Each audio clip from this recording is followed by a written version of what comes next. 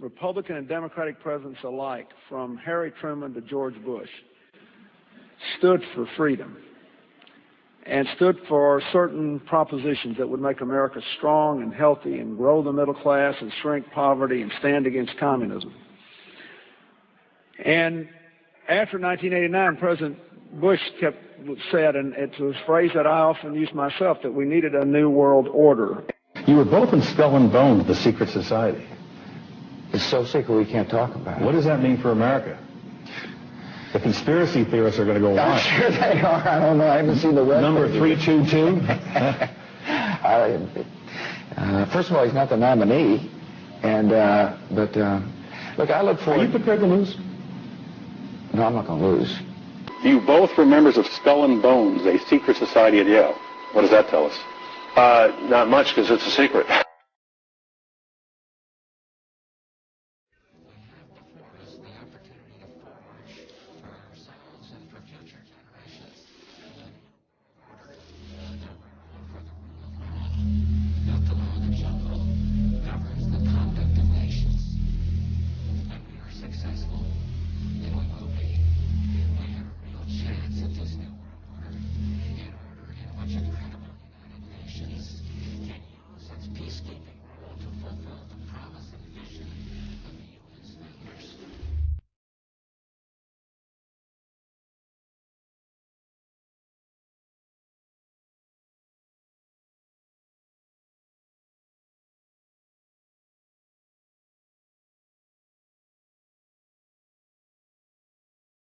There's a chart I saw recently that I can't get out of my head. A Harvard business professor and economist asked more than 5,000 Americans how they thought wealth was distributed in the United States.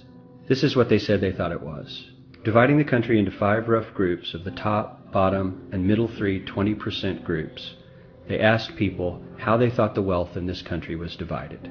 Then he asked them what they thought was the ideal distribution, and 92%, that's at least 9 out of 10 of them, said it should be more like this. In other words, more equitable than they think it is. Now that fact is telling, admittedly, the notion that most Americans know that the system is already skewed unfairly. But what's most interesting to me is the reality compared to our perception. The ideal is as far removed from our perception of reality as the actual distribution is from what we think exists in this country. So ignore the ideal for a moment. Here's what we think it is again. And here is the actual distribution. Shockingly skewed. Not only do the bottom 20% and the next 20%, the bottom 40% of Americans barely have any of the wealth. I mean, it's hard to even see them on the chart. But the top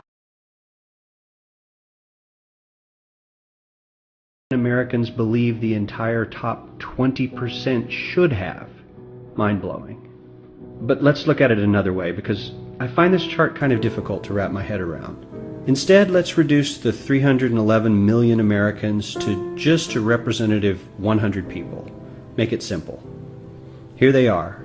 Teachers, coaches, firefighters, construction workers, engineers, doctors, lawyers, some investment bankers, a CEO, maybe a celebrity or two. Now let's line them up according to their wealth. Poorest people on the left, wealthiest on the right, just a steady row of folks based on their net worth. We'll color code them like we did before based on which 20% quintile they fall into. Now let's reduce the total wealth of the United States, which was roughly $54 trillion in 2009, to this symbolic pile of cash. And let's distribute it among our 100 Americans. Well, here's socialism, all the wealth of the country distributed equally. We all know that won't work. We need to encourage people to work and work hard to achieve that good old American dream and keep our country moving forward. So, here's that ideal we asked everyone about. Something like this curve. This isn't too bad. We've got some incentive, as the wealthiest folks are now about 10 to 20 times better off than the poorest Americans. But hey, even the poor folks aren't actually poor, since the poverty line has stayed almost entirely off the chart. We have a super healthy middle class with a smooth transition into wealth. And yes, Republicans and Democrats alike chose this curve. 9 out of 10 people, 92%, said this was a nice, ideal distribution of America's wealth. But let's move on. This is what people think America's wealth distribution actually looks like. Not as equitable, clearly, but for me, even this still looks pretty great. Yes, the poorest 20 to 30% are starting to suffer quite a lot compared to the ideal, and the middle class is certainly struggling more than they were, while the rich and wealthy are making roughly 100 times that of the poorest Americans and about 10 times that of the still healthy middle class. Sadly, this isn't even close to the reality. Here is the actual distribution of wealth in America. The poorest Americans don't even register. They're down to pocket change, and the middle class is barely distinguishable from the poor. In fact, even the rich between the top 10 and 20 percentile are worse off. Only the top 10% are better off. And how much better off? So much better off that the top 2 to 5% are actually off the chart at this scale. And the top 1%, this guy, well, his stack of money stretches 10 times higher than we can show. Here's his stack of cash, restacked, all by itself. This is the top 1% we've been hearing so much about. So much green in his pockets that I have to give him a whole new column of his own, because he won't fit on my chart. 1% of America has 40% of all the nation's wealth. The bottom 80%, 8 out of every 10 people, or 80 out of these 100, only has 7% between them. And this has only gotten worse in the last 20 to 30 years. While the richest 1% take home almost a quarter of the national income today, in 1976 they took home only 9%, meaning their share of income has nearly tripled in the last 30 years. The top 1% own half the country's stocks, bonds, and mutual funds.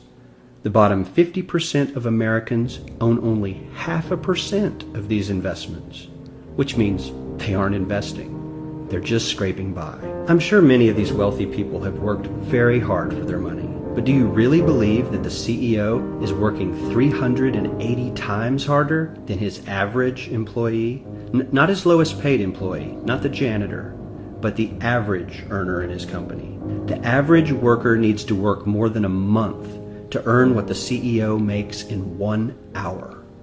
We certainly don't have to go all the way to socialism to find something that is fair for hardworking Americans. We don't even have to achieve what most of us consider might be ideal. All we need to do is wake up and realize that the reality in this country is not at all what we think it is.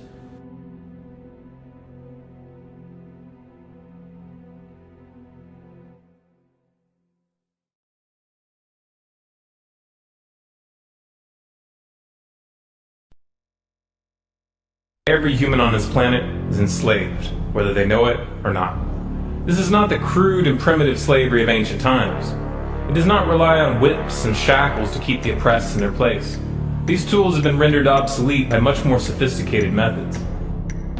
That most of the enslaved are unaware of their condition and would in fact argue fiercely that they are free is a testament to the effectiveness of these invisible chains.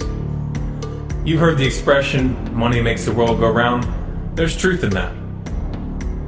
Money is the prime motive for human labor in modern civilization. If you want food, shelter, and clothing, you must have money. And unless you're part of that tiny minority that has more money than they could ever spend in their lifetime, then you must work, beg, or steal for that money. That's why you get up in the morning and go to work, even if you hate your job. And that's why the specter of unemployment is more terrifying for most people than the prospect of spending 50 years of their life performing menial tasks within the confines of a fluorescent-lit cubicle. Of course, in Western countries, some are fortunate enough to have pulled away from the brink and do not live in fear that their basic needs will be met, at least for now. And yet they keep spinning the hamster wheel. Why is that? Could it be because money and the bling that it buys have become symbols of status and prestige?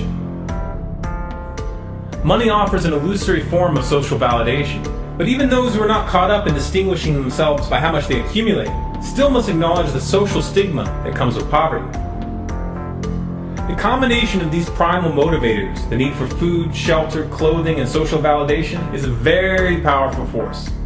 It's enough to drive humans to engage in all forms of activity, even to the point of harming themselves or others in the process. The accumulation of money is therefore an accumulation of social and psychological power, and those who control the creation of money control this power at its source. So who controls the creation of money? Well, in the case of the US dollar, it's not the government. This shouldn't be an earth-shattering revelation. The fact that the Federal Reserve is a private institution owned by a cartel of the world's most powerful banks is quickly becoming common knowledge. Even the mainstream media doesn't deny it at this point. However, the full extent of what this means is only clear when you understand how the banking system really works. And unfortunately, this isn't something we're taught in school. Once you have it explained to you in simple terms, you'll understand why. Every dollar in circulation is loaned into existence by a bank. The process begins with the Federal Reserve when they loan out money to the US government and to other entities. You've probably heard this talked about before, especially in regards to the interest rate on those loans, which the Federal Reserve raises and lowers depending on economic conditions. But what's never talked about in the mainstream is the fact that the Fed isn't actually loaning out money that they have. They are merely typing those dollars into existence on a computer. You may be inclined to believe that this money is based on some physical backing like gold, but you'd be mistaken. The Federal Reserve hasn't owned any gold since the 1930s. The Federal Reserve does not own any gold at all. We have not owned gold since 1934. So we have not engaged in any gold swaps. When the Federal Reserve loans money to the US government gives the Federal Reserve government bonds in exchange. These bonds are simply written promises to pay back the money that was loaned to them with interest through taxation. So to be clear here, the government is taking out a loan from a bank that is creating that money out of thin air, and they're expecting you, the taxpayer, to cover that loan. The absurdity of this arrangement is even more obvious when you realize that up until 1913, the US government created its own money and had no need for a bank to play the part of a middleman. That new money loaned out by the Federal Reserve enters circulation through the banks, accumulates in the banks, and in the end the banks end up holding all the cards. Not necessarily for the reasons you may imagine. Contrary to popular belief, the majority of money in circulation isn't actually created by the Federal Reserve, but rather by the ordinary banks that businesses and individuals use for their checking, savings, and mortgages. How is this possible? Well, like the Federal Reserve, ordinary banks are allowed to loan out money that they don't have. There are, of course, restrictions. Banks are only allowed to loan out 10 times the amount of money that they actually have. So if Wells Fargo has $1,000, they can loan you $10,000, and they expect you to pay back that $10,000 plus interest. This is called fractional reserve banking. 75% of all money in circulation is created in this manner. Now, as bad as this may seem, this is really only the tip of the iceberg. Most banks structure payment plans so that for many years, you're paying almost nothing but interest, and only start paying down the principal gradually. The result of this strategy is that in most cases, you pay far more in interest when you purchase a house than the house itself is worth. So here's the real question. If all money is created through loans, where does the money come from to pay for the interest? Let's say we reset the system to zero, loan $1,000 into existence, and charge 7% interest.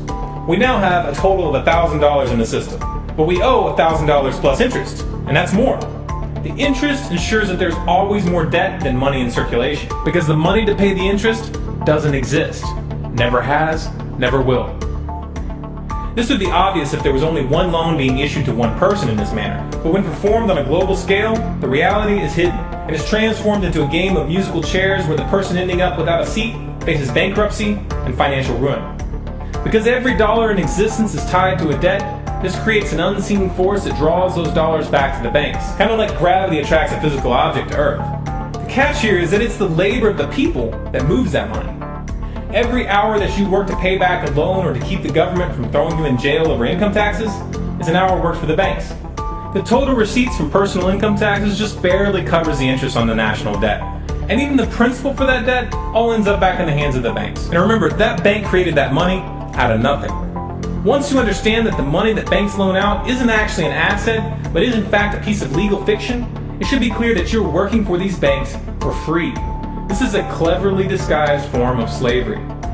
If you manage to pay your monthly payments, then you are a successful slave, and you are allowed to keep the material comforts that come with that status. But if for some reason you fail to make those monthly payments, then the bank or the IRS comes to take your house, your car, and anything else you have of value.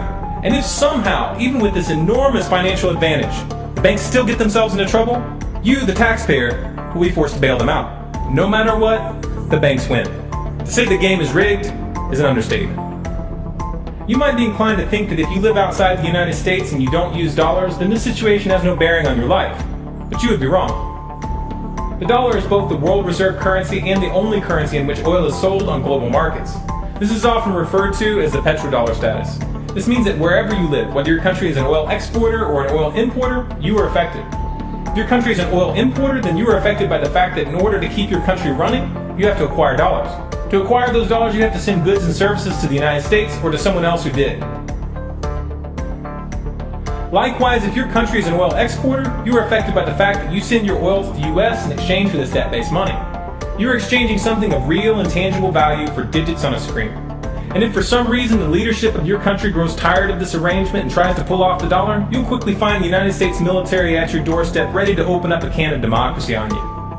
Iraq learned this the hard way when they switched their oil sales to euros in 2000, and Libya when they tried to organize a gold-based currency for Africa.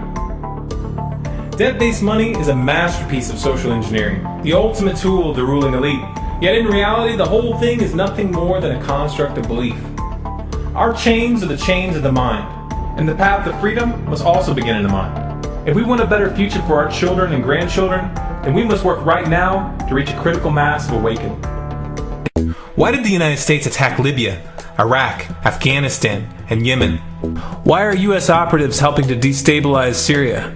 And why is the United States government so intent on taking down Iran, in spite of the fact that Iran has not attacked any country since 1798? And what's next? What are we headed for? When you look at the current trajectory that we're on, it doesn't make any sense at all if you evaluate it based on what we're taught in school. And it doesn't make any sense if you base your worldview on the propaganda that the mainstream media tries to pass off as news. But it makes perfect sense once you know the real motives of the powers that be. In order to understand those motives, we first have to take a look at history. In 1945, the Bretton Woods Agreement established the dollar as the world reserve currency, which meant that international commodities were priced in dollars. The agreement, which gave the United States a distinct financial advantage, was made under the condition that those dollars would remain redeemable for gold at a consistent rate of $35 per ounce. The United States promised not to print very much money, but this was on the honor system, because the Federal Reserve refused to allow any audits or supervision of its printing presses. In the years leading up to 1970, expenditures in the Vietnam War made it clear to many countries that the U.S. was printing far more money than it had in gold. And in response, they began to ask for their gold back. This, of course, set off a rapid decline in the value of the dollar. The situation climaxed in 1971 when France attempted to withdraw its gold and Nixon refused. On August 15th, he made the following announcement. I have directed the Secretary of the Treasury to take the action necessary to defend the dollar against the speculators. I have directed Secretary Connally to suspend temporarily the convertibility of the dollar into gold or other reserve assets, except in amounts and conditions determined to be in the interest of monetary stability and in the best interest of the United States. This was obviously not a temporary suspension, as he claimed, but rather a permanent default. And for the rest of the world who had entrusted the United States with their gold, it was outright theft. In 1973, President Nixon asked King Faisal of Saudi Arabia to accept only U.S. dollars as payment for oil and to invest any excess profits in U.S. Treasury bonds, notes, and bills. In return, Nixon offered military protection for Saudi oil fields. The same offer was extended to each of the world's key oil-producing countries, and by 1975, every member of OPEC had agreed to only sell their oil in U.S. dollars. The act of moving the dollar off of gold and tying it to foreign oil instantly forced every oil-importing country in the world to start maintaining a constant supply of Federal Reserve paper. And in order to get that paper, they would have to send real physical goods to America. This was the birth of the petrodollar. Paper went out, everything America needed came in, and the United States got very, very rich as a result.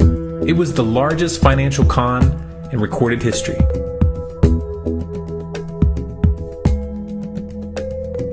The arms race of the Cold War was a game of poker. Military expenditures were the chips, and the U.S. had an endless supply of chips. With the petrodollar under its belt, it was able to raise the stakes higher and higher, outspending every other country on the planet, until eventually U.S. military expenditures surpassed that of all other nations in the world combined. The Soviet Union never had a chance. The collapse of the communist bloc in 1991 removed the last counterbalance to American military might. The United States was now an undisputed superpower with no rival. Many hoped that this would mark the beginning of a new era of peace and stability. Unfortunately, there were those in high places who had other ideas. Within that same year, the U.S. invaded Iraq in the first Gulf War. And after crushing the Iraqi military and destroying their infrastructure, including water purification plants and hospitals, crippling sanctions were imposed which prevented that infrastructure from being rebuilt. These sanctions, which were initiated by Bush Sr. and sustained throughout the entire Clinton administration, lasted for over a decade and were estimated to have killed over 500,000 children. The Clinton administration was fully aware of these figures. We have heard that 500,000 children have died. I mean, that's more children than died in Hiroshima. And you know, is the price worth it? I think this is a very hard choice, but we think the price is worth it. Miss Albright, what exactly was it that was worth killing 500,000 kids for? In November of 2000, Iraq began selling its oil exclusively in euros. This was a direct attack on the dollar and on U.S. financial dominance, and it wasn't going to be tolerated.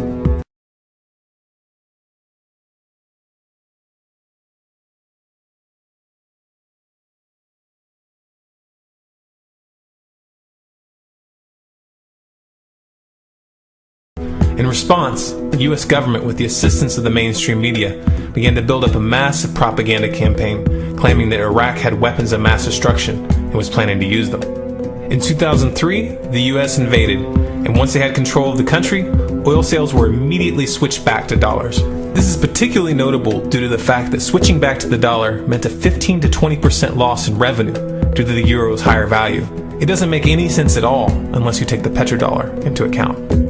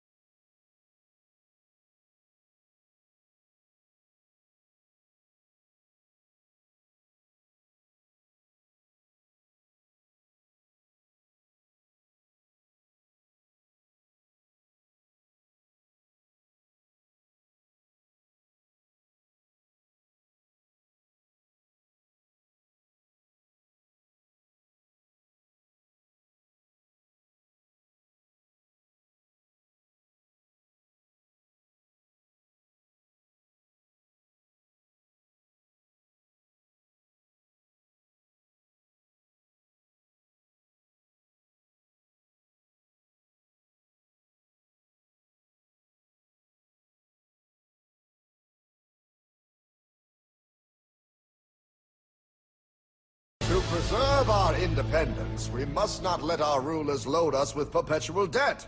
We must make our choice between economy and liberty or profusion and servitude. Wow. I place economy among the first and most important of Republican virtues, and public debt is the greatest of the dangers to be feared. It is incumbent on every generation to pay its own debts as it goes. We must have a central bank to secure this country's finances. If the American people ever allow private banks to control the issue of their money, first by inflation and then by deflation, the banks and corporations that will grow up around them will deprive the people of their property until their children will wake up homeless on the very continent their fathers conquered. For we are opposed around the world by a monolithic and ruthless conspiracy that relies primarily on covert means for expanding its sphere of influence What's happening? Where am I? I believe perhaps you understand now, pal, but you are afraid. JFK. Hartman, what does this have to do with my house and my dog? Oh, okay, that's enough. I want to go home now. This is the last president to stand up to the Fed. You must see. On June 4, 1963, President Kennedy signed Executive Order 11110. This executive order empowered the U.S. Treasury to issue real money without the Fed. It would have worked. Kennedy's plan to dismantle the Federal Reserve machine had begun.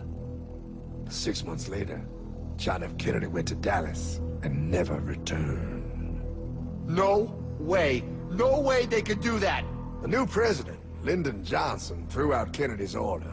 And since JFK, no president has dared confront the secret powers behind the Federal Reserve. They consolidate bigger and bigger banks, print more and more money, accountable to no one, decimating our nation's wealth for the benefit of a few. Why? Why do this?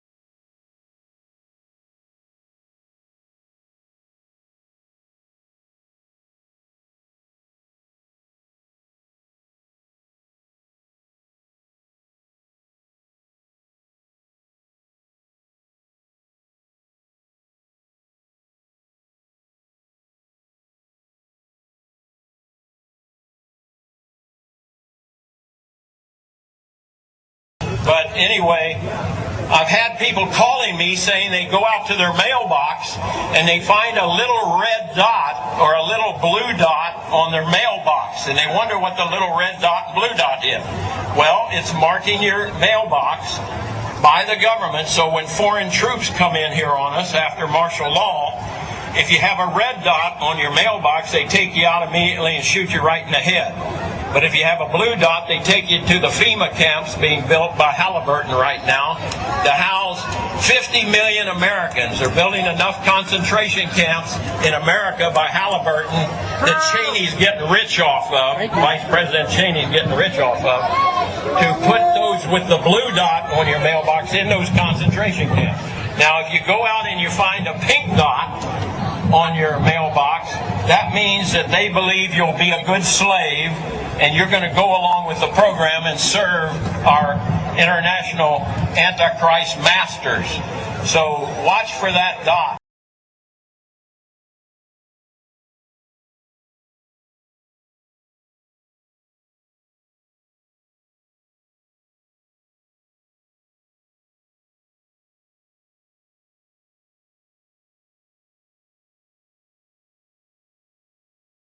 Have you heard that the Department of Homeland Security has purchased 1.6 billion rounds of ammunition last year? I mean, that's going to cost millions and millions of dollars. Correct me if I'm wrong, but isn't this country broke? I mean, you turn on the TV, you hear how we're laying off air traffic controllers, how people are going to die because of it. I mean, Harrison Ford is in a tizzy, and we're spending this much money on bullets? Do you know that 1.6 billion rounds of ammunition is enough to fight a 20-year war and still have bullets left over? My question is, who is the Department of Homeland Security planning to shoot? Do you realize that over the past couple of months, our government has tried to pass bills through Congress allowing them to arrest American citizens without due process, allowing them to kill American citizens without due process? An ad hoc legal approach for fighting terrorism.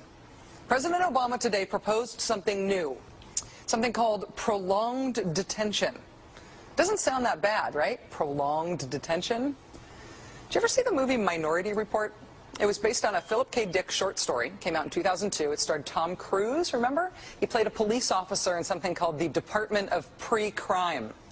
Pre-crime is where people are arrested and incarcerated to prevent crimes that they have not yet committed. Mr. Marks, by mandate of the District of Columbia Pre-Crime Division, I'm placing you under arrest for the future murder of Sarah Marks and Donald Dubinos. Take place today, April 22nd, at 0800 hours, 4 minutes. No, I didn't do anything. You didn't do anything, but you're gonna. Future murder. Creepy, right? Putting somebody in jail not for what they've done, but for what you're very sure they're going to do? There may be a number of people who cannot be prosecuted for past crimes.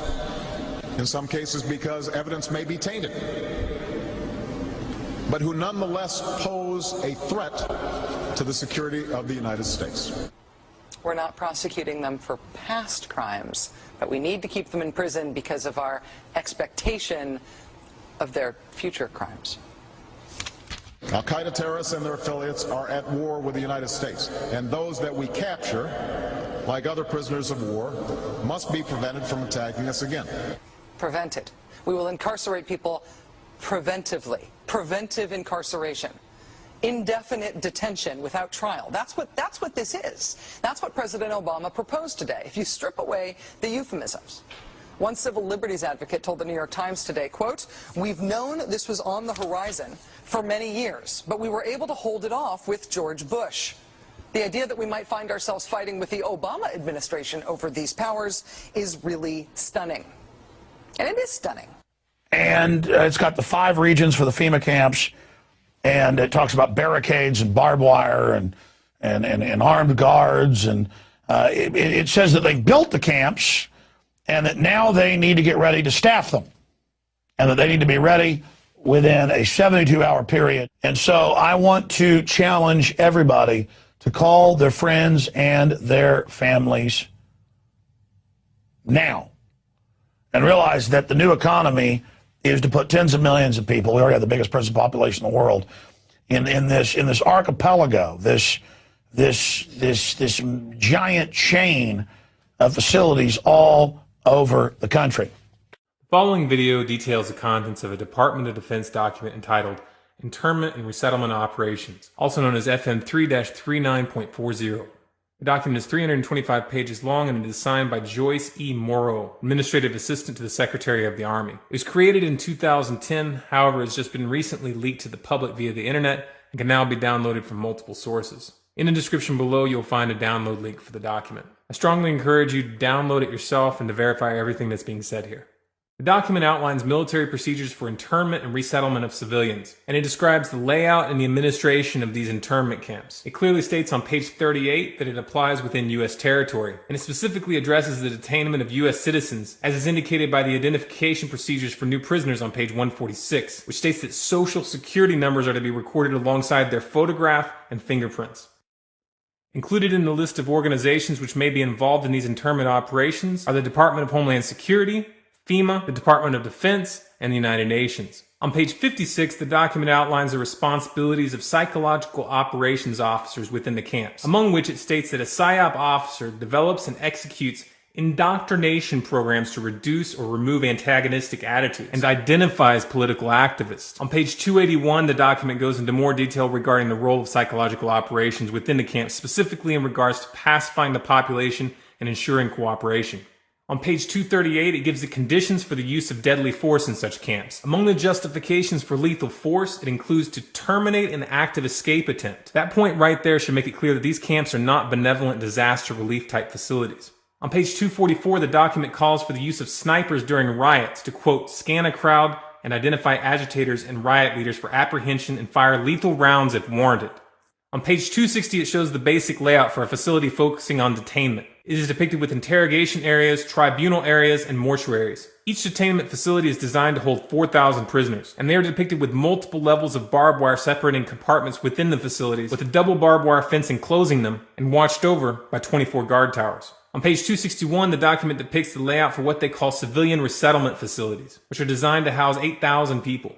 Though it uses the word resettlement, the plans show multiple levels of barbed wire dividing the sections of the facility, with double barbed wire fencing on the outside, as well as 16 guard towers.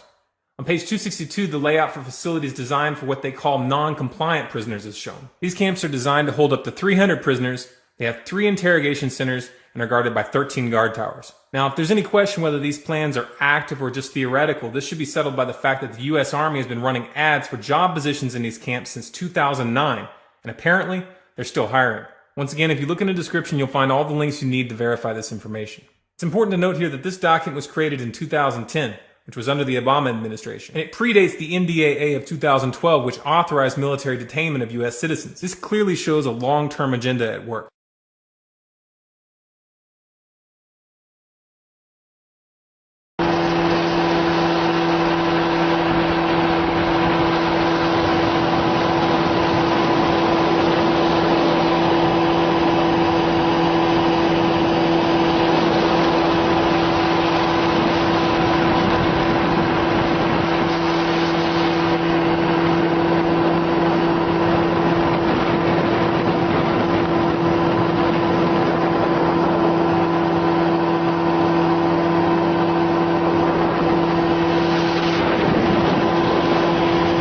Listen to this, folks. I was pulled to the side road, which was a new cut gravel dirt road in front of a business, a builder supply business. And the right side of the road was filled with, which I thought was portable toilets. So I never looked at them that close. Same in color, maybe black, but which was an odd color. And I asked him about the field of black boxes. What were they? Because I'd never seen anything like that. And his statement was that if he told me, I would be one of few people in Madison, Georgia that knew about them. And he says they're disposable coffins, I believe he told me. And he says there's 100, at that time he said there was 125,000 there. And the brother of the man that owns this field, that the government is leasing this field from to store these disposable coffins, this brother was given 3 years to set up temporary morgues around the country.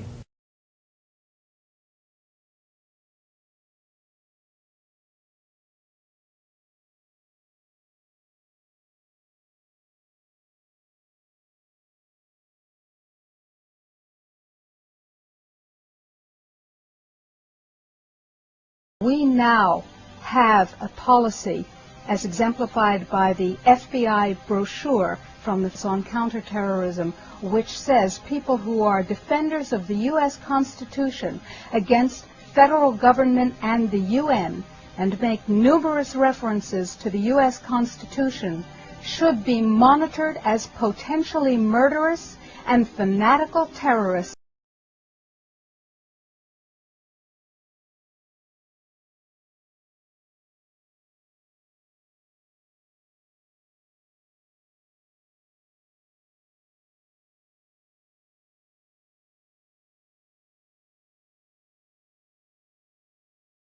Department of Justice memo, which tells local police what should you be looking out for in kind of everyday terrorism prevention and terrorism watch activities.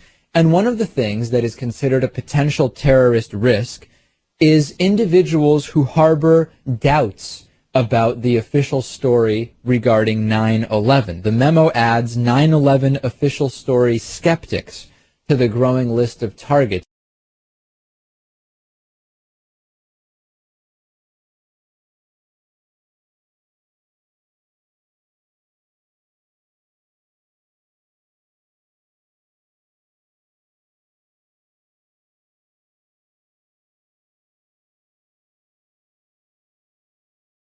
If you go outside the city of Atlanta, go east about 60 or 70 miles to the town of Elberton, and then go north on Highway 77 about 10 miles, you'll find off to the right what's called the Georgia Guidestones. It looks kind of like Stonehenge, these big, huge granite rocks set up there. This was done by a guy, we have a pseudonym, came in, paid cash, had this company set these things up in 1980. He called himself R.C. Christian, but that's not his real name. It says right on the stones, a pseudonym, false name. On these Georgia Guidestones, it gives the 10 Commandments for the New World Order. 10 Commandments for the New World Order. The first commandment was to maintain humanity under 500 million. I went there and looked at those things and said, now, hold on a minute. Today's population is 6 billion. They want to maintain humanity under 1/2 billion. Looks like a lot of people got to die for their plan to work, which is, by the way, the plan.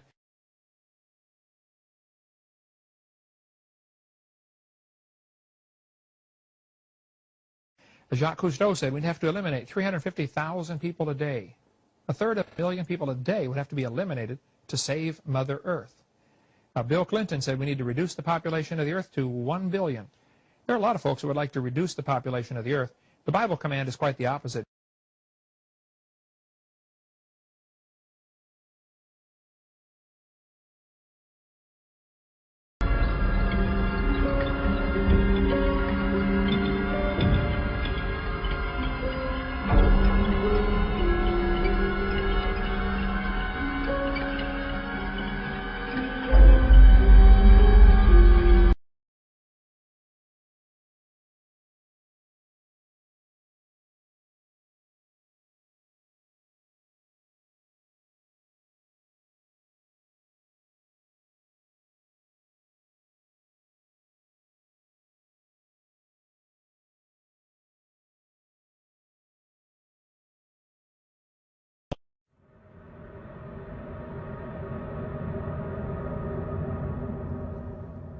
My friends, the information that you are about to witness from all of my years of research is the most important.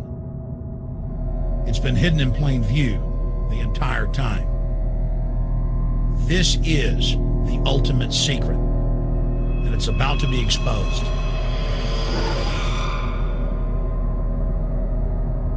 I have hundreds of government documents, textbooks, white papers, where for over 80 years, the elite of the Western world have talked about adulterating food and water to sicken and sterilize the population for the purpose of eugenics.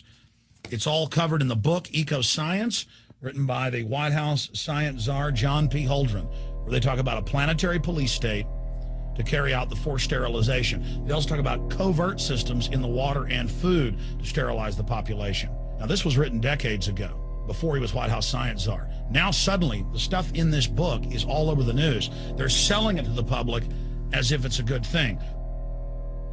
You see here before you what an average person would buy when they went shopping at the store. Not everything here is bad for you, but much of it has compounds and artificial chemicals that have been added that are extremely toxic and bad for your health. And they have known this the entire time, and they have approved them for use. Let's start with aspartame.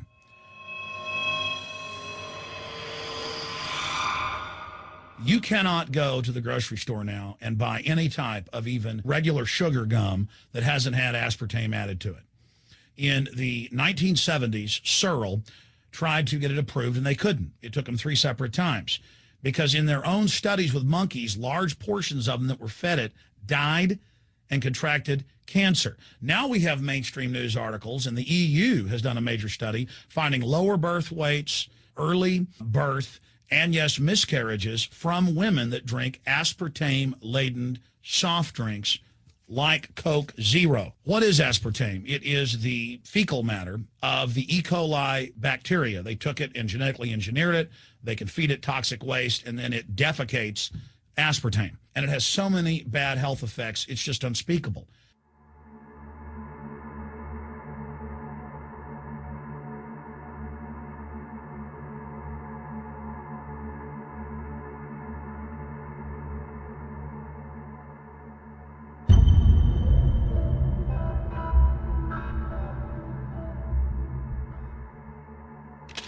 This is being done by design. It's also very, very addictive. But let's just go ahead and move away from aspartame and talk about McDonald's and chicken McNuggets. Now, I remember a decade ago or so reading health advisories claiming that a form of plastic that's used in silly putty, basically a type of silicone, was in the chicken McNuggets, but also in many other TV dinners and other foods. It is illegal in every other nation in the world to add these chemicals to the food, but it's not in the United States. The big secret is all of this was done by design by the FDA. Look at all the drugs they've approved, and then it comes out later that they knowingly approve them when these drugs are causing heart attacks and cancer.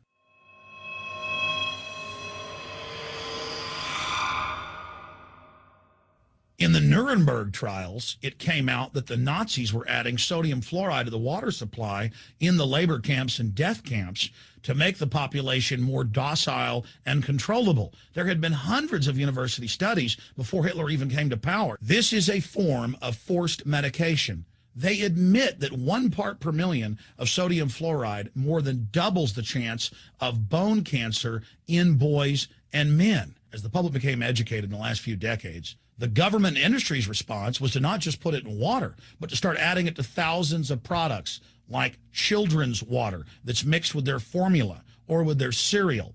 They started adding as much as 900 parts per million in things like powdered eggs.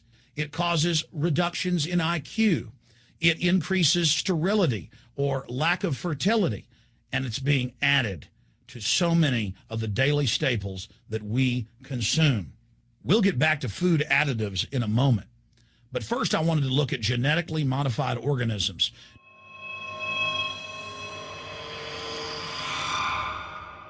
Did you know for many years the American people have been eating cloned beef and pork, and now they're expanding out into other forms of meat?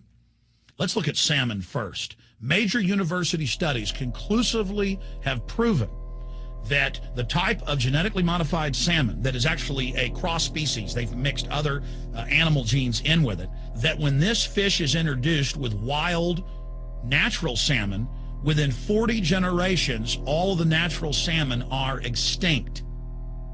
And the FDA approved this.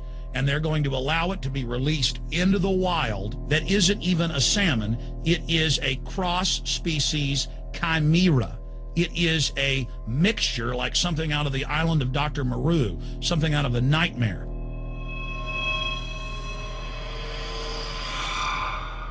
More than 85% of the corn now consumed in the United States, and it's also starting to trend that way in Europe and Canada, is genetically engineered. It grows its own pesticide within the corn kernels so that insects won't eat it. If the insects can't eat this and live, what do you think is going to happen when lab rats or humans eat it?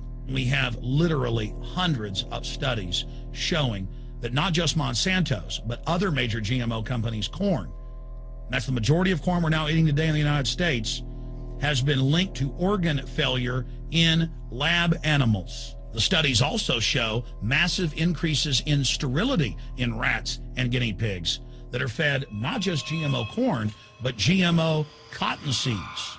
Studies in India, Germany, and the United States have conclusively shown that when they feed the cotton seeds left over from the cotton crop from these genetically modified varieties, that the cows are having miscarriages, they are having low birth weights, or in many cases, they're simply dying. And what is in most processed foods?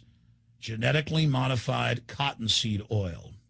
Major studies are also showing that genetically engineered crops are killing honeybees and monarch butterflies. But they don't stop there. Now they claim they're coming out with a genetically engineered mosquito that's malaria-proof that they're going to release into the open biosphere. The very genetic code of the planet is being butchered in a hostile corporate takeover. Many years ago, an executive from Monsanto was quoted in National Geographic as saying that that is their program, that they want to basically have their crops and their organisms take over the entire biosphere of this planet. And the major genetic engineer companies have focused mainly on 8 major food crops. Now they're expanding out into hundreds and hundreds and hundreds of other plants, literally changing the genetic code of the planet. This is a genetic dictatorship. This is genetic vandalism. And that's why the Rockefellers, the United Nations, and others have built these giant armored seed vaults all over the world, not just at the Arctic Circle. And they admit they're doing it in case all of this gets out of hand, that they'll have a type of Noah's Ark. So all these fake environmental groups, they never complain about this. They never talk about true environmental degradation. They want to put a tax on carbon dioxide that humans exhale, that plants respirate from and carry out photosynthesis with, as a way to shut down industrial society and control every facet of our lives. That's the big secret. This is a population reduction program. It is an epidemic. The sperm count has dropped in the Western world exponentially. Even the government has been predicting within another generation, almost everyone is going to be sterile. This is the globalist religion. This is their philosophy. They want the planet for themselves. The UN has said that their stated plan is an 80% population reduction. There's been a bit of an uproar this past week due to Obama's signing of a recent bill that has become affectionately labeled the Monsanto Protection Act, or H.R. 933. So much so that it's led Senator Barbara Mikulski to publicly apologize for letting the provisions slip through. However, this is really only a small part of a much bigger pattern of corruption and collusion between Monsanto and the U.S. government. Senator Roy Blunt, a Republican from Missouri, who crafted the wording for H.R. 933, has been accused by Senator John Tester of having collaborated directly with Monsanto in the creation of the provision. This shouldn't be surprising considering that Monsanto is one of Blunt's top campaign contributors. Blunt also accepts contributions from the Crawford Group, a registered lobbyist for Monsanto. Now, the controversy in this bill is tied to Section 735, which is of course written in such a jumble of incomprehensible legalese that it's highly difficult to interpret. It's designed to make the eyes glaze over without registering that anything of significance has been stated. This is facilitated using a common legislative technique of referring to sections of a separate law, so that you have to go read the unintelligible fine print in that second document in order to understand what's actually being said. That second law in this case is the Plant Protection Act. In the description of this video you'll find a link to both documents. Now, what Section 735 of H.R. 933 states is that if a plant is determined to be a biological pest and is therefore brought under regulation and restrictions which prevent it from being planted or transported within the U.S., the Secretary of Agriculture shall immediately grant a temporary permit or deregulation to any farmer, farm operator, or producer that requests it, regardless of what any other laws or courts may order. Now, the word genetically modified organism isn't mentioned here, and that's part of the skillful way that this was designed to slip through. Only someone who knows that by default genetically modified organisms are considered biological pests until they've been approved by the Department of Agriculture, and that they are reclassified as pests if shown unsafe, would understand the implications here. To distill this down to one sentence, if a farmer wants to grow a genetically modified plant that's been outlawed because it's been found to be harmful to the environment or human health, all they need to do is contact the Secretary of Agriculture, and they will be immediately issued a permit to cultivate these plants. Essentially, it makes it impossible to stop a genetically modified plant from being used in the United States, regardless of any laws or rulings that are made to outlaw them.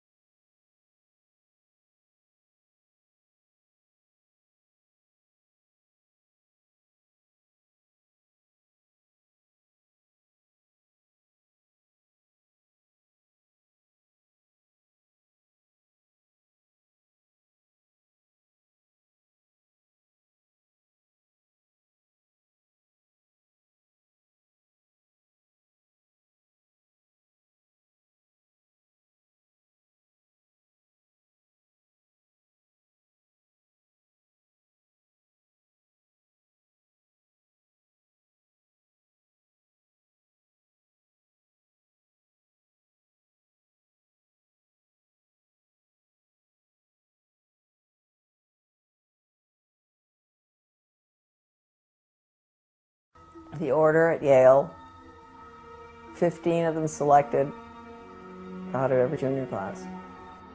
They paid. Wall Street financed Hitler, financed Stalin, creating communism, which is what they did. That's all very bad, and Skull and Bones is all involved in that with the order. They concerned the build-up of the three types of socialism: Bolshevik socialism in Russia, what we might call welfare socialism in the United States, and Hitlerian or National Socialism. And each book examines the financing and the contributions made by Wall Street, by international bankers, to the development of that specific form of socialism. It also was involved in changing the American education system from a classical academic, brain-oriented thinking, destroying that, and imposing an animal training method, which Skull and Bones was deeply involved, and I think I would just say the only entity at that time deeply involved, and managed to bring that wretched system of operant conditioning, Pavlov, Skinner, whatever you want to call it, animal training, out of the laboratory in Leipzig, Germany, Wilhelm Wundt, and get it adopted by leading American educators. Motivation and reward are crucial factors in learning. A motivated animal will learn any response which occurs and is promptly followed by a reduction in the strength of the drive.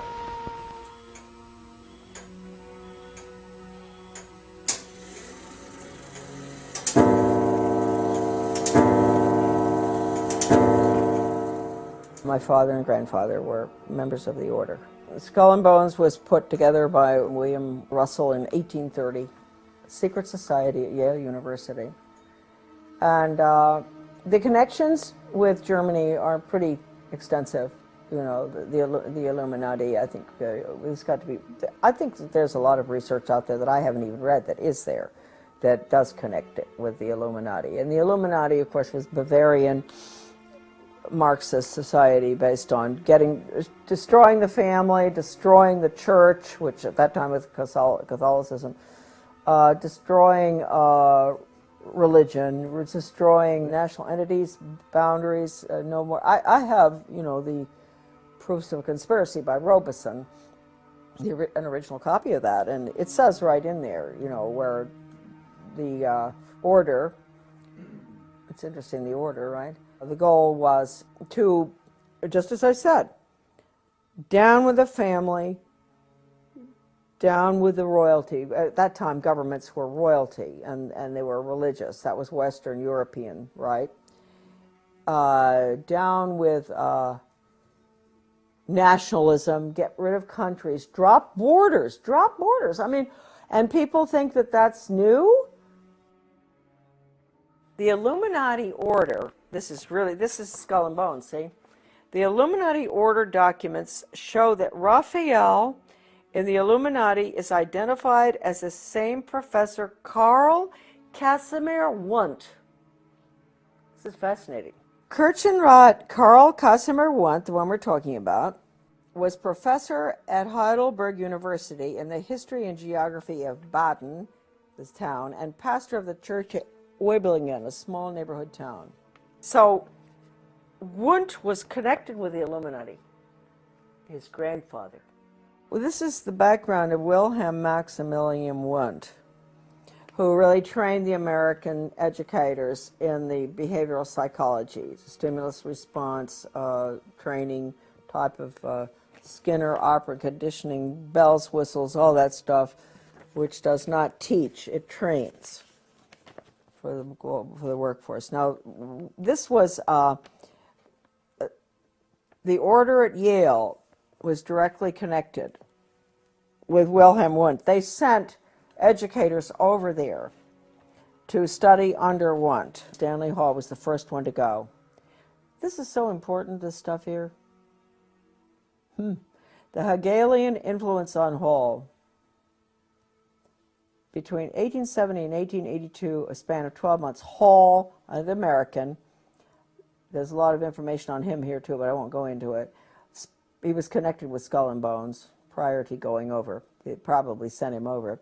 Spent 6 years in Germany And he says, I do not know of any other, this is Hall talking, any other American student of these subjects, philosophy and psychology, who came into even the slight personal contact it was my fortune to enjoy with Hartman and Fechner. There were psychologists over there as well. Nor of any psychologist who had the experience of attempting experimental work with Helmholtz. And I think I was the first American pupil of Wundt.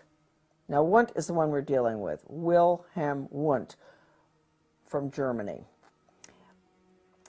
He had the first laboratory, and people think that American psychology and all was, the psychologist studied under Pavlov, that Pavlov was the first. No.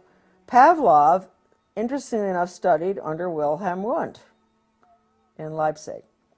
The 12 years included in this span as an American pupil of Wundt, more than any other equal period, marked and gave direction to modern psychology.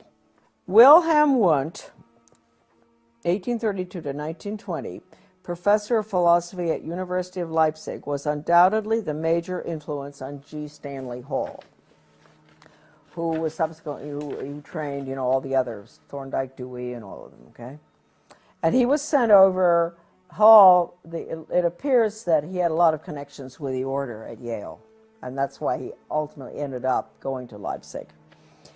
Modern education practice stems from Hegelian social theory combined with the experimental psychology of Wilhelm Wundt. The Hegelian theory, create the problem, people scream, impose a solution type of thing. And no right, no wrong, too. Whereas Karl Marx and von Bismarck applied Hegelian theory to the political field, it was Wilhelm Wundt, influenced by Johann Herbart, who applied Hegel, the Hegelian dialectic, to education, which in turn was picked up by Hall and John Dewey and modern educational theorists in the United States. That's the create the problem and people scream, impose a solution. That's the Hegel. Wundt is the animal training method that bypasses the brain. Wundt is important in the history of American education for the following reasons. He established in 1875 the world's first laboratory in experimental psychology to measure individual responses to stimuli. 2. Wundt believed that man is only the summation of his experience, the stimuli that bear upon him. It follows from this that for Wundt, man has no self-will, no self-determination. Man is in effect only the captive of his experiences, a pawn needing guidance. 3. Students from Europe and the United States came to Leipzig to learn from Wundt the new science of experimental psychology. These students returned to their homelands to found schools of education or departments of psychology and trained hundreds of PhDs in the new field of psychology. The core of our problem is that Wundt's work was based on Hegelian philosophical theory and reflected the Hegelian view of the individual as a valueless cog in the state, a view expanded by Wundt to include man as nothing more than an animal influenced solely by daily experiences. This Wundtian view of the world was brought back from Leipzig to the United States by G. Stanley Hall and other Americans and went through what is known among psychologists as the Americanization of Wundt. Although Hall was primarily a psychologist and teacher, his political views were partially Marxist, as Hall himself writes, quote, I had wrestled with Karl Marx and half accepted what I understood of him. Confessions, and don't forget Karl Marx used the Communist Manifesto was basically Weishaupt. It's important to remember that. Huh? So this is really a very fine chapter out of Sutton's book, America's Secret Establishment.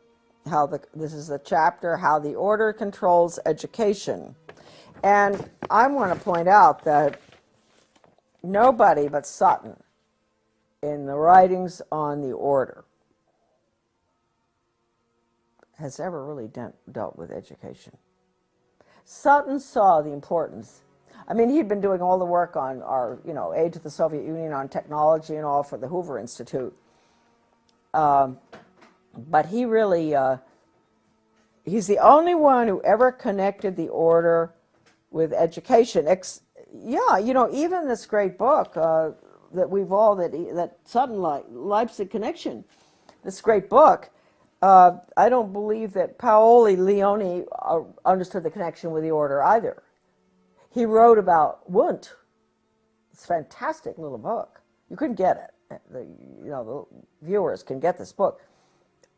I think it's, you know, there are a few very important books on education. I'd say that this is the #1 book on education that's ever been written, this little book.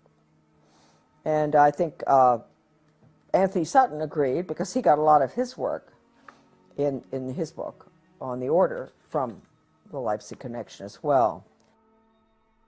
If we want to start with the condition of the average American right now, who has been conditioned by the television and in the schools and pretty much in daily life, you know, with the community councils and all, it goes away from the individual. Everything is to get, well, John Dewey said it, we have to get rid of the individualism. Everything goes towards the collective, the group. And ever since the early 60s or 50s, they've had the training sessions going on. They started in Bethel, Maine, National Training Labs, to use sensitivity training to bring people together in groups, and they'd all spill their guts about everything. And once you've done that, you're dependent on that person, right? Because they know everything about you. So this is the way you form the collective. It really is very interesting, the sensitivity training, how it works. And it says right in the original documents that it's Chinese Communist thought control. Well, Americans have been exposed to this now, you know, certainly since World War II. And they've become little collectivists, really, groupies. They think that way. Anybody who thinks as an individual really is looked at askance, you know, strange person, you know, having an opinion that is opposite to what I've heard every night on the TV or in school or in college. Strange person, these individualists, huh? So that's what we're looking at now. We finally, this is very interesting right now. I mean, talking about the Rockefeller Foundation, the General Education Board of Carnegie, you have, this is the chart showing that the University of Chicago, the School of Education, which had John Dewey and Charles Judd were there.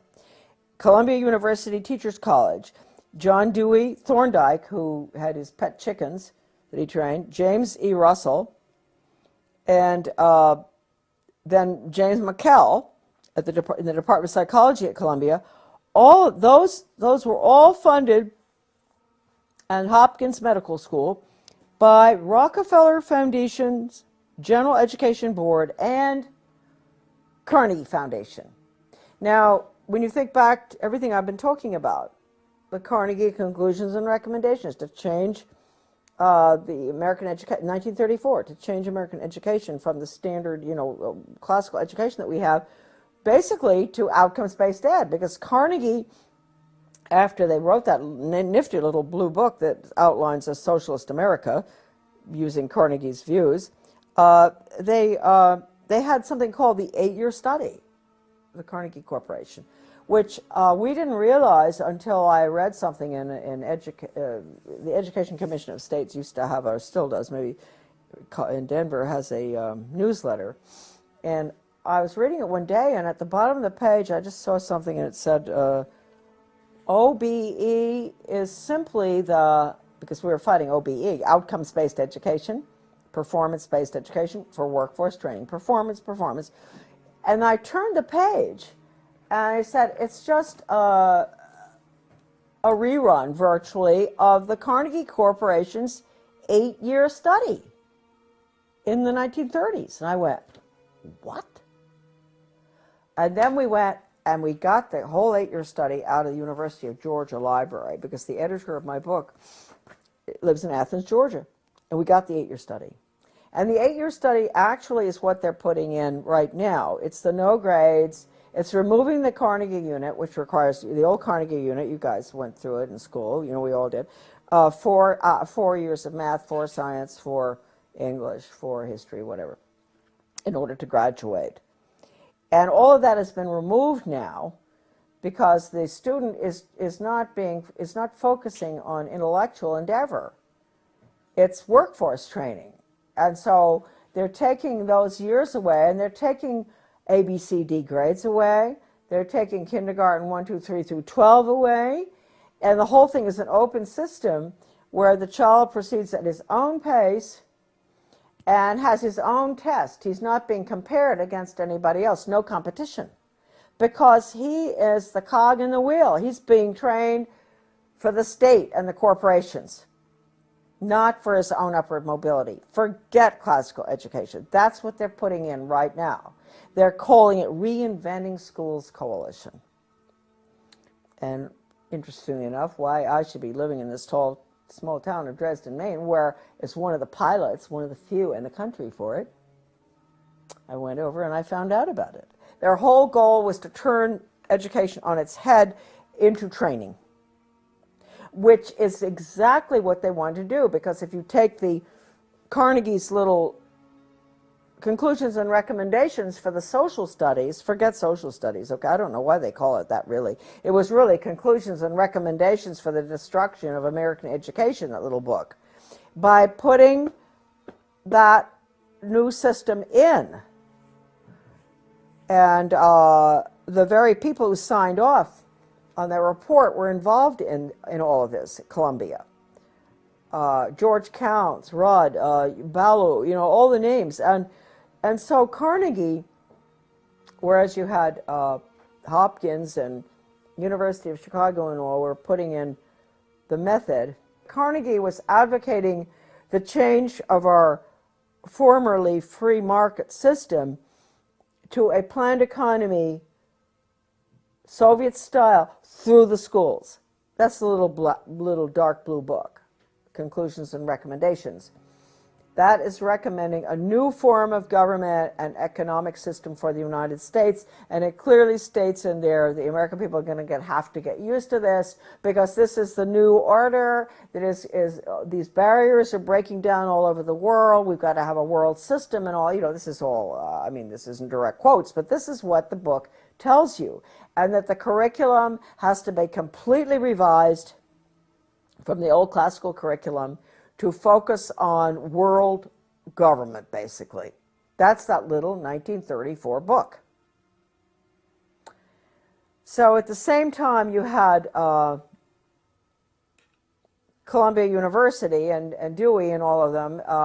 Dewey had, you know, a lot of them had been to the Soviet Union, George Counts, and they were just saying, this is the most wonderful system, blah, blah, blah. Well, you know, I think Counts recounted or recanted sort of at the end, you know. I think he realized, because things were getting pretty brutal in the 30s under Stalin. It was pretty hard to defend the system.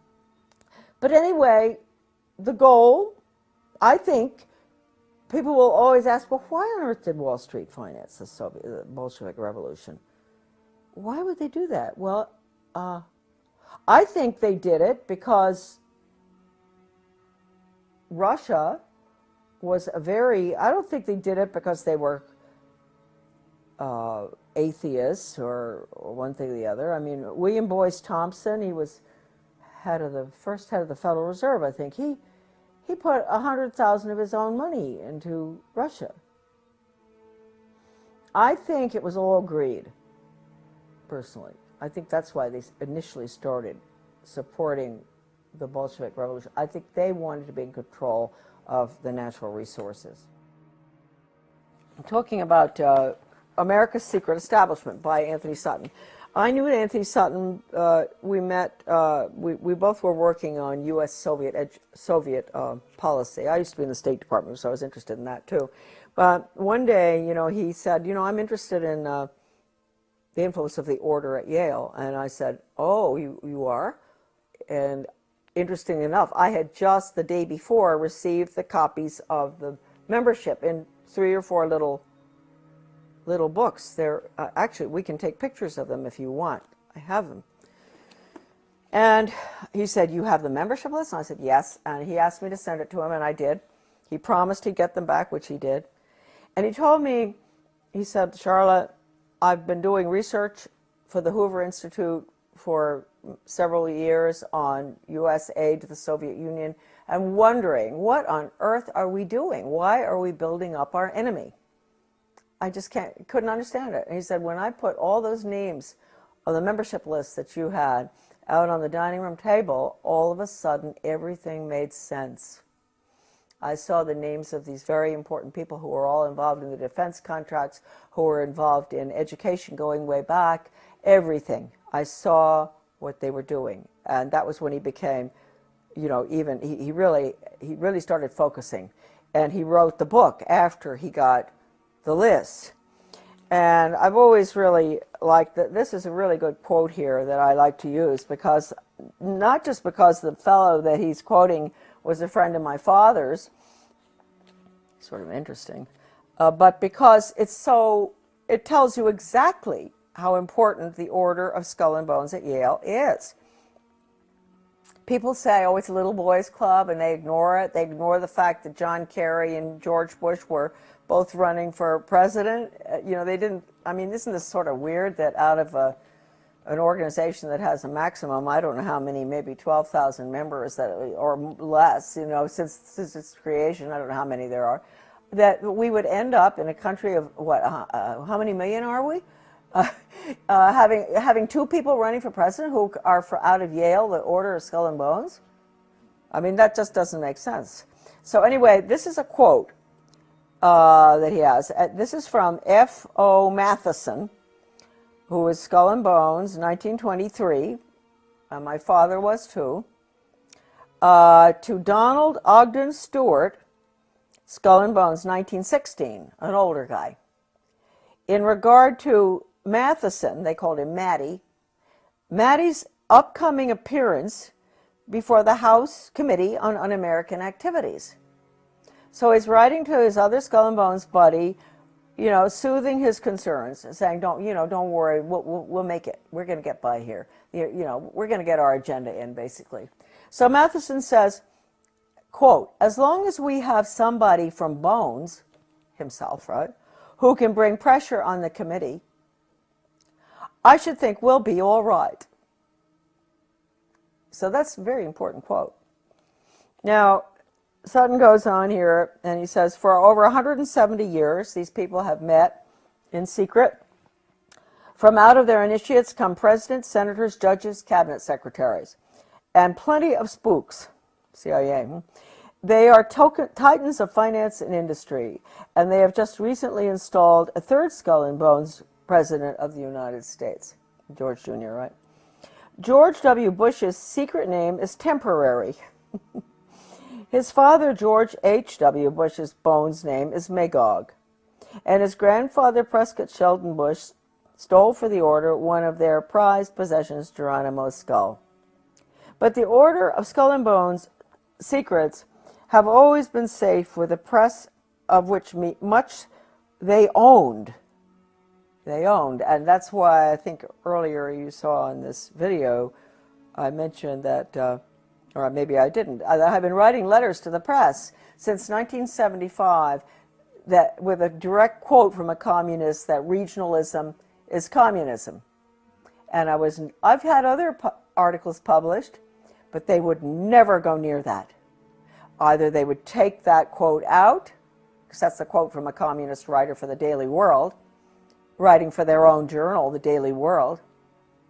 And so when you talk about the control of the press, it's complete, the major media. I don't have to tell you folks that probably, but anyway. All right, no, Skull and Bones, Bonesmen, here's a little list. Time Life Fortune's Henry Luce, Newsweek's E. Roland Bunny Harriman, right? Cowles Communications, Alfred Cowles. National Review's William Buckley. Boy, he took us to the cleaners, didn't he? Atlantic Monthly's R.W. Davenport. I guess Buckley was the one that managed to get the conservatives in line, so they're supporting a planned economy and all, right? He said that he said that John Kenneth Galbraith was one of his best friends, and he admired him. So, Did you repudiate the Birchers? Oh yes, yes. Went after the Birchers. He did terrible things, Buckley. Atlantic Monthly's Davenport, among others. If the Order is mentioned in the establishment press at all. Bones is defined as just a staid wayside for students. Its glory faded. This book is extremely important. You can go on the internet to get it. You said Alex has got it, is that right? I think we do. You're right. Anthony Sutton was educated at the Universities of London, Göttingen, and California. While research fellow at the prestigious Hoover Institute, he produced the monumental 3-volume series, Western Technology and Soviet Economic Development. Other books include The Best Enemy Money Can Buy, Wall Street and the Bolshevik Revolution, Wall Street and Hitler, and many others. All right, this is a picture of my grandfather, Samuel Clifton Thompson, born in Pottsville, Pennsylvania. And this picture is taken just before he went out to South Africa as a mining engineer to open up the gold mines in South Africa. I might point out that he was the first member in the family from the Order of Skull and Bones. You'll be seeing later, you're going to see a picture of Grandpa and my father is coming up. Put it down a little bit. Okay. There you go. Right there. It's perfect. Thank you. And he lived out there from around 1897 and was there during the Boer War, and they returned in the breakout of the First World War I. My father was born in South Africa, obviously, and my grandfather met a lovely gal from Australia.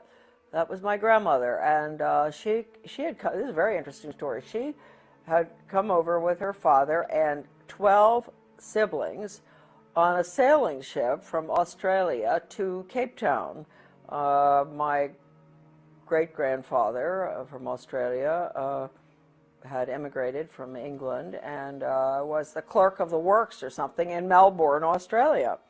And they had all those children, and can you imagine traveling on a sailing ship back in 1895 or something with all those children? And anyway, my grandfather somehow met, we don't know how, my grandmother. And they were married in Johannesburg in 1902. And he was a member of the order at Yale, and he was very close to Sir A. Bailey and some of the Fabian socialists. I don't really know what role he had in the activities of the order, but I would imagine some, because it was pretty big time gold mining, and he was very instrumental in opening up the mines there. So that's Grandpa Thompson. Here is a picture of the same Grandpa a little bit later with my father and my sister, Victoria. And that's Grandpa. He's being very grandfatherly. This is probably around 1930, this picture. And that's my dad holding on to my sister, my dad Clifton, who subsequently was tapped for the order for his class at Yale, and with Grandpa, the one that I spoke to you about, who was the mining engineer that went from Pennsylvania to South Africa to open the gold mines in the late 1800s. This is an interesting picture here, which shows, I think that this looks like a bunch of skull and bones friends. I do believe. I'm going to show you the picture and then I will identify a bit for you. The one in the front row is Charles Spofford. And then we have my father. I'll explain a little bit. It's difficult to hold this up, but the one in the front row in the middle is Charles Spofford, a very close friend of my father's, and I really like Charles Spofford a lot.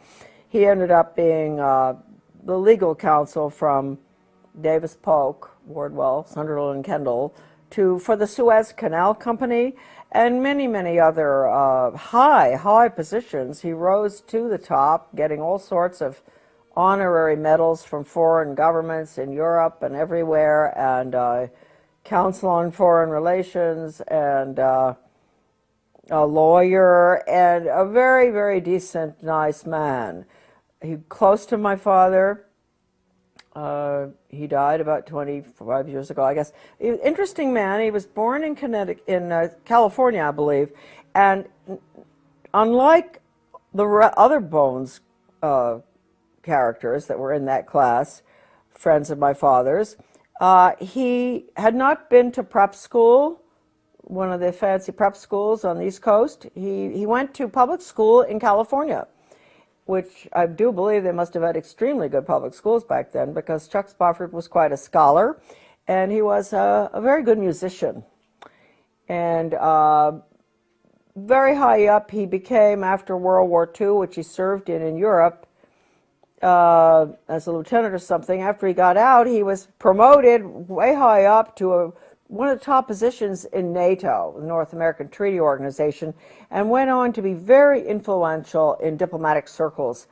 This is coming from being a boy in the public school system in California, rising to just really the highest heights imaginable. So that's Chuck. The other members that are shown there are close friends of my father's, Rebel McCallum and Fred Haynes, I think. I'm not going to tell you where they all are. My father is in the picture somewhere there in the second row, I think. And Edwin Blair, who was called Mr. Yale always because he was a great fundraiser for Yale. And so he was Mr. Yale. He was also the gentleman that invited my dad to go out to Bohemian Grove for 1 week or whatever it was. That it was through Edwin Blair that my father did go out there, and when he returned, you know, he wasn't terribly impressed with what was going on there. He said the food was excellent, the lectures were pretty good, everything was done very nicely, but he would never go back. So I'm making excuses for my dad because I don't think he was ever really very happy with the agenda, the Yale agenda, the orders agenda, although he stayed close to his friends. As you can see in this picture, they're all having a very good time on someone's boat or on the dock somewhere.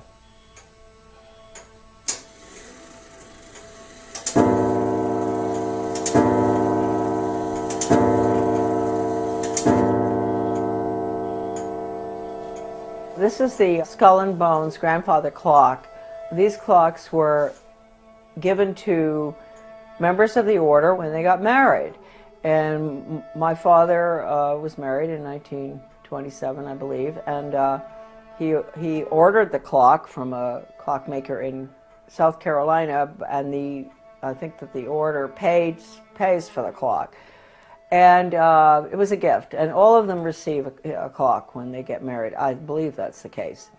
And we had it in our house from the time I was born, of course, and I remember it best because it's so mellow, and I would, as a young child, you know, waiting for Santa Claus to arrive, go to bed at night, and the clock would, you know, go off at every hour. And my mom and dad, of course, were putting things under the tree and giving Santa Claus his peanut butter sandwich and banana. And I was sleeping and listening to the clock. And then finally around, you know, 5, it would strike 5, then 6, and I'd know, well, I can get up now. And I'd run down, and Santa Claus had been there, and the sandwich had been eaten, and the clock would strike 6:30, and then everybody would have to come down and deal with me. So I just have great memories of the clock. And what the significance is with the clock. Dad used to always say, he was very firm about that. He never told us why, but don't ever let the clock wind down. Keep the clock wound sharp. And always keep it 5 minutes ahead. And what that means, maybe it means they're 5 minutes ahead of everybody. The order has to keep 5 minutes ahead of all of us. And don't let it wind down, because if you did that, they'd be getting 5 or 10 minutes behind or more. And as a member of the family, you never talk about the order. My father never discussed anything about the order of any significance, really. Although, as we said earlier on, most of his friends were very close. Very close friends were the order, and all of them, all the ushers in his wedding, were Skull and Bones. The order, and friends all the way through life. But that had nothing to do with his own personal beliefs and all. He was not involved in any major political decisions affecting our country or our schools or anything. He was a wonderful mayor of several towns, a very strict constitutionalist, which certainly doesn't go along with what the order stands for. I mean, he would really cause trouble on the board if anybody deviated from the Constitution. So that's just a little bit of a defense of a member of the order, my dad. And as you heard earlier on, you know, before he died, he did say that he would help me if he could, if he had longer, right? So hopefully there are more members who've come to that conclusion, and maybe someday we won't have a problem with the order. I hope that the order doesn't continue causing all of us the problems that it's caused in the past, though, especially in education. Now, we're going to get into the books. The books were originally, they'd never published the list of members in book form before. At least that's what my father told me. One day when he was ill, this is the catalog of the membership of living members, volume 1. I think it's around 1978, the date on this. Well, that one's 1977. Let's take a look at this. Oh no, see, this is October 1983. This is what happened. Dad, I was taking care of my father. He was dying of cancer in New Jersey, and my sister and I would rotate, go down there. We didn't want to put him in a nursing home. So one day, it was pretty close to the end of his life, the mail brought these two books in the mail, which are, one is this one, Volume 1, The Living Members, the catalog of the living members as of 1983. And this is the catalog of all the members as of May 1977. This is the living and the dead. As of May 1977. So this is really the updated one right here. Anyway, I was opening the mail because my father wasn't well. I was taking care of all the business things and mail correspondence, and these arrived, and so I took them into Dad, and he said, "Boy," he said, "they're getting pretty fancy up there in New Haven." You know, he said, "What are they doing? Never been in book form before." And that was his little comment. And so I said, "Well, it is, you know." So we around that time, I was working with Anthony Sutton on something, because I was always very interested in U.S. policy towards the Soviet Union, and he had done such remarkable work, aside from his great book, which came out subsequently on the order, but his work at the Hoover Institute in regard to United States transfer of technology and all sorts of information and money, etc., to the Soviet Union from the time of the Bolshevik Revolution. And so Sutton was very highly respected in that field, and he told me, it just was a fluke really, that he happened to call right at the time when the books had arrived, because he said he couldn't understand what it was all about. And I said, "Well, you may be interested, I think, you know, in the order at Yale." And he said, "I am." He said, "I am interested in that." He said, I don't understand the connection. And I told him that I had the lists in book form. And he said, "You do?" And I said, "Yeah." And he said, "Would you mind lending them to me?" And he said, "I'll get them right back to you, I promise." And I believed him, and I sent them, and he did get them back. And he called me, and he said, "Charlotte, with all the research I've done through the years on U.S. aid to the Soviet Union in every imaginable aspect,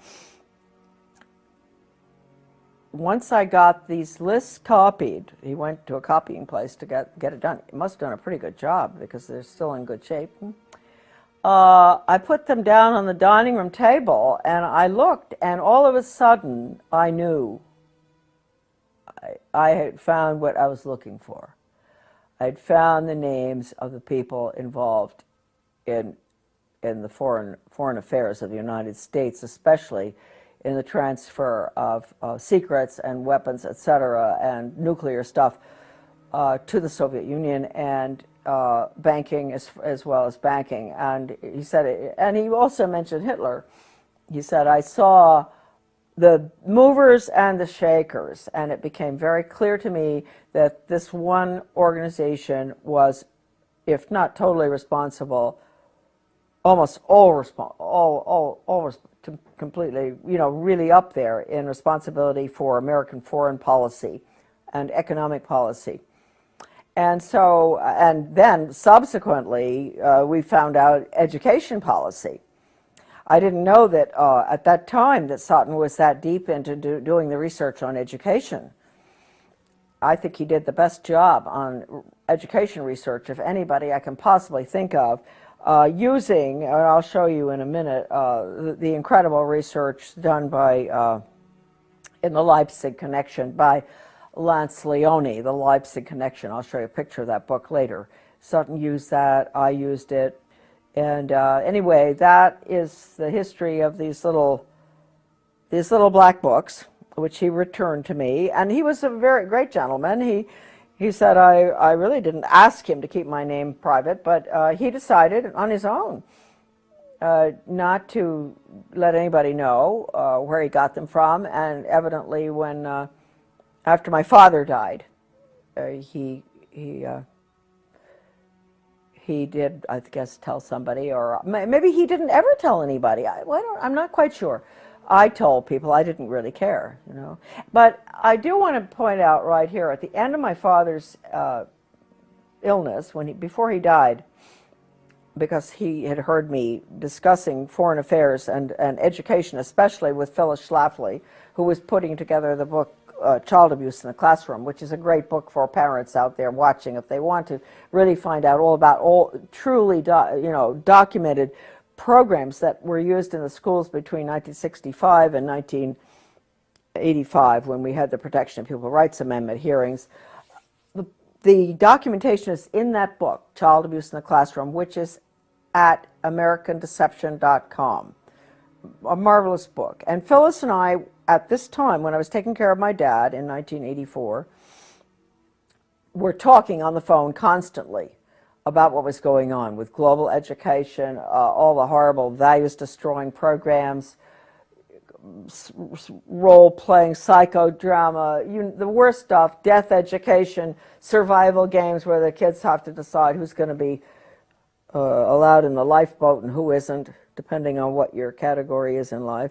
This stuff, my father was listening from the other room because we had him downstairs in a room next to the kitchen so that we could take care of him.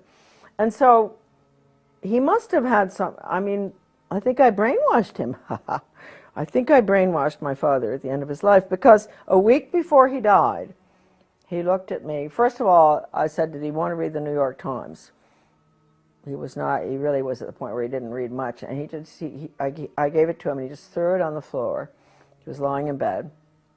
He threw it on the floor, and he said, if I had more time, I'd help you. So that was really wonderful, that at least I feel at the end of his life, at least he understood his daughter. That was nice to know. He used to say to me, Shar, you're a very good writer, but I don't know whether I like what you write about. And I thought, well, that's a compliment from you. You're a good writer, too, and a speaker. He was always a very fine speaker. But I thought, okay, I've come a long ways. He thought I was a good writer, didn't like what I was writing about or what I was saying. And then finally he said, if he had more time, he'd help me. So you can say that I'm not making excuses for Skull and Bones members, but you could say that a good percentage of each class is really quite innocuous, even though they may still go to the island, where they have the camping and all that, and Dad did that, and even though they may be bound to vote for the Skull and Bones candidate, like my father always voted for Bush, and my mother was a Southern conservative who would vote for Barry Goldwater, or make a mistake like I did and vote for Reagan. So their votes always canceled one another out, because Dad would have voted Skull and Bones candidate no matter what. Maybe they take a pledge or something, I don't know. Let's go for Dad. Thompson. I think I am even mentioned in this evil little book. Yes, I am. Thompson, 1924. There's Thompson. There's Thompson in 1924, and you will see there where he was born and where he went to college, that he was married to my mother, that he was mayor of several towns. He was a very civic-minded person, and everybody loved him. He always got elected. The most generous person on earth that ever existed. If anybody had a problem, you know, he'd be right in on that, offering to help out no matter what. And he was a vestryman at the Episcopal Church, and I don't know what else Dad was, except he was the order at Yale. Anyway, did you get that picture okay? I did. I can even see your name on there. Oh, good. So it says 1924, law retired, born January 3rd, 1903, Johannesburg, South Africa, where he resided, Moseley Road, Far Hills, New Jersey, worked at Appleton, Rice and Perry, New York, counsel and director, SEBA Corporation, 4664, mayor, Sands Point, New York, 40-47, member, Township Committee, Mendham, New Jersey, 61 to 71, married June 4, 1927, Charlotte Dyer, and daughter, Victoria Romig, and Charlotte, my goodness, my name is in the Skull and Bones little black book of members. I didn't even know that, huh? Well, good for you, Charlotte. I wonder what they say about me.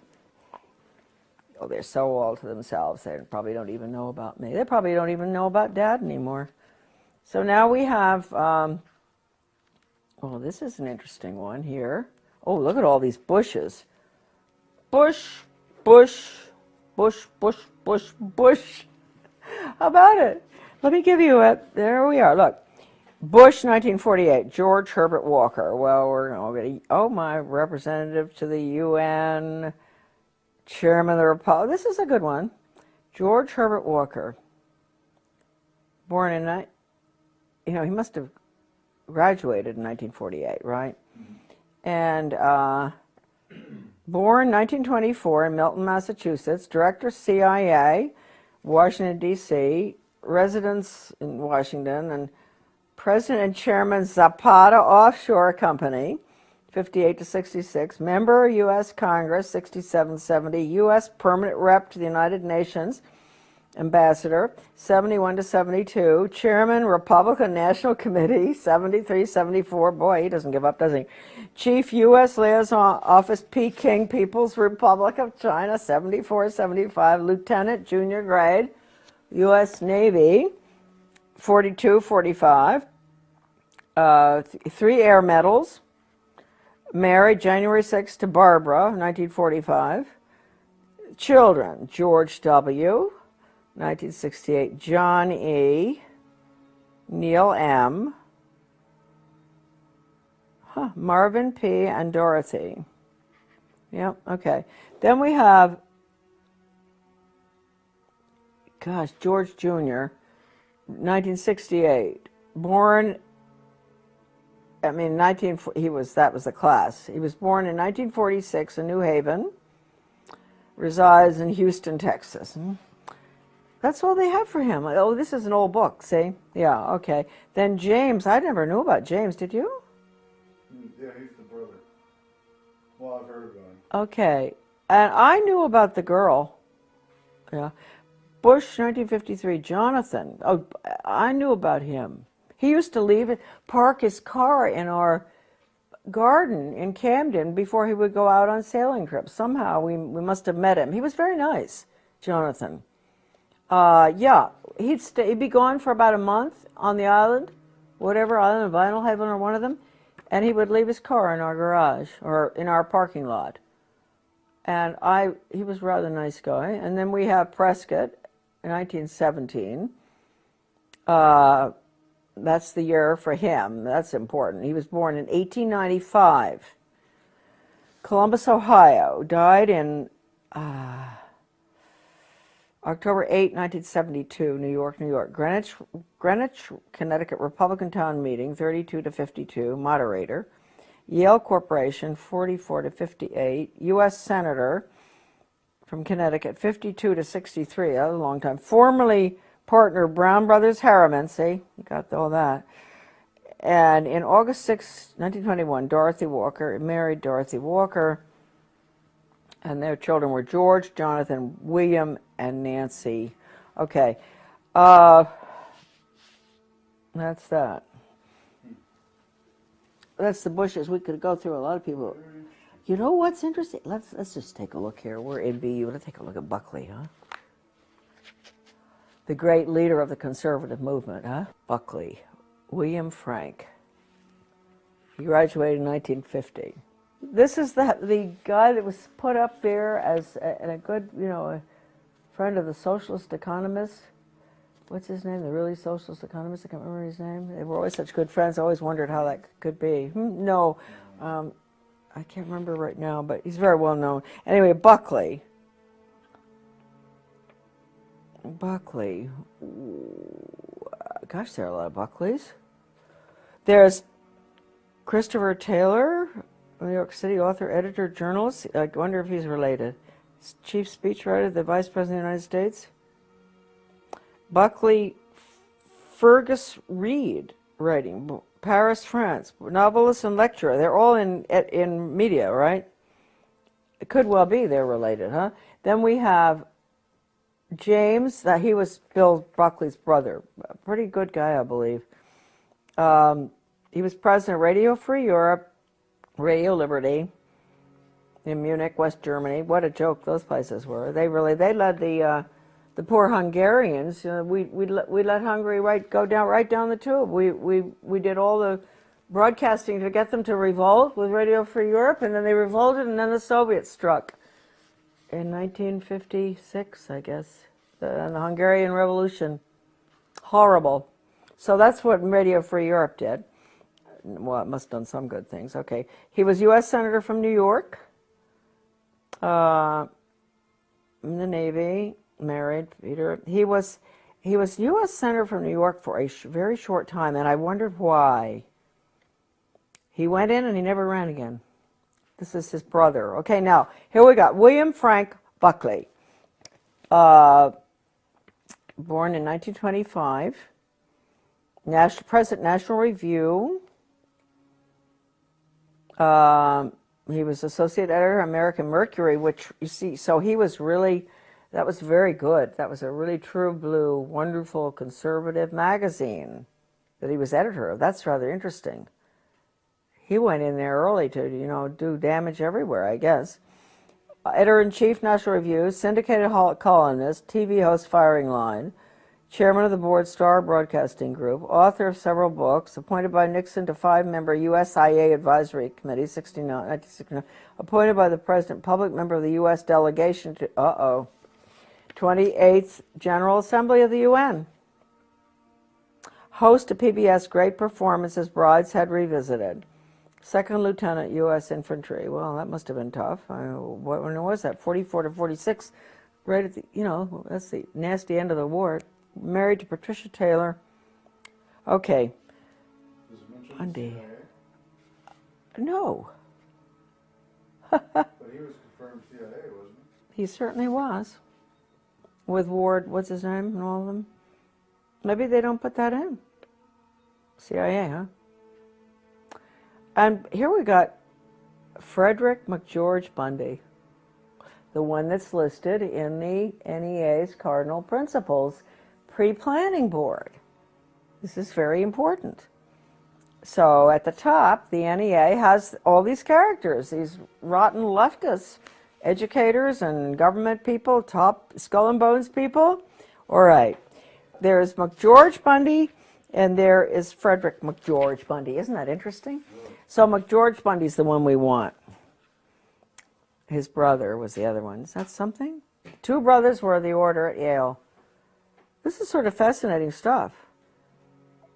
And then William Bundy. All right, McGeorge Bundy. And remember that he was listed on the NEA's Cardinal Principles Revisited, 1976, which was the total international world government document, education for world government, basically. He was listed with all the rotten educators, Theodore Sizer, Oh, everyone you could imagine. And anyway, here we go. And Rockefeller, David Rockefeller, which makes one ask at the top of the NEA, how many teachers know that the NEA at the top is allied with the Rockefellers and the insiders and the establishment and the very people that everybody will tell you the NEA abhors. So anyway, here we go. George Mundy, born 1919, professor of history, NYU, lived at 133 East 80th Street, New York. They all have good addresses. Lecturer, associate professor of government, dean of faculty, arts and sciences, 53 to 61 at Harvard. Arts and sciences, that's interesting, huh?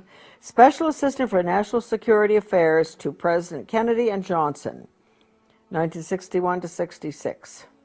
President of the Ford Foundation, okay, Rowan Gaither, 1966 to 79. He was 10 years after Gaither. He knew, same thing that Gaither told Dodd. Captain United States, 1942 to 1946. Can you imagine? They were really in nasty wars and all. Maybe that's what caused them to be so world government oriented. I don't know. Well, they learned it at the order at Yale, I guess. Okay, nothing more of interest there. Married to Mary Lothrop, the children and all.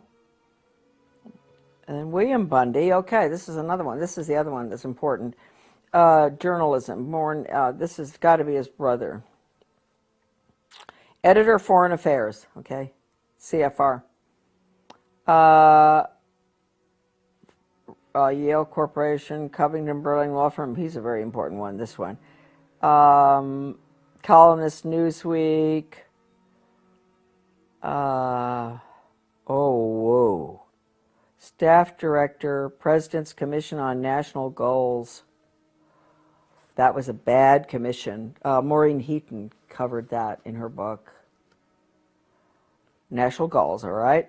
Deputy Assistant Secretary of Defense, International Security Affairs. Assistant Secretary of State for East Asian and Pacific Affairs, 64 to 69. Major Army Signal Corps, August 41. They were all in the war. Legion of Merit, British MBE. Married to Mary Atchison. I wonder if that's Dean Atchison's. I don't know. Michael and Christopher. Okay, well, you know, really, these people are something else, aren't they? They are important. They are very important.